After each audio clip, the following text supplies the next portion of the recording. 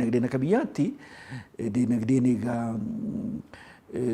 xiyyeeffannoon mootummaa ammaa bakka shan waan sharratti xiyyeeffatanii qonna industrii keessaa manufacturing irratti yookiin oomisha industrii guddisuudha albuuda itti fayyadamuudha turizimii babal'isuudhaa fi digital economy kan jennu kompiitaraan fi waan karaa telekoomitiin hojii adda addaa hojjechuudhaan biyya akka guddatu taasisuudha kan jedhudha.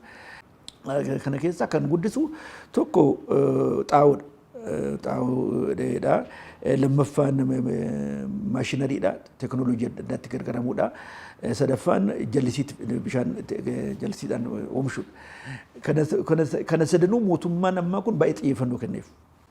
Mootummaa darbee caala otoo hin ta'in mootummaa innaa sirrii gargaarteetiin. Fakkeenyaaf xaa'oon bara waggaa 5 dura sun qaba kan waggaa 5 dura miliyoona 420,250 ammas kan ramadamee bitamaa dhufe.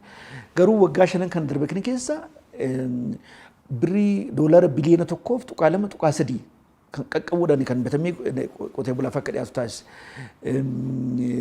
Qonna bunaa bal'isuudhaan jallisii hojjechuudhaan Affaarii fi naannoo Somaalee keessatti kan hojjetame baay'ee bal'iseera.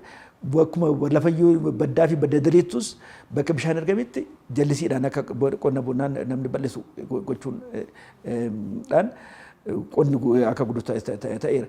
Kun egaa walitti hidhanii innaa ilaallu guddinni dinagdee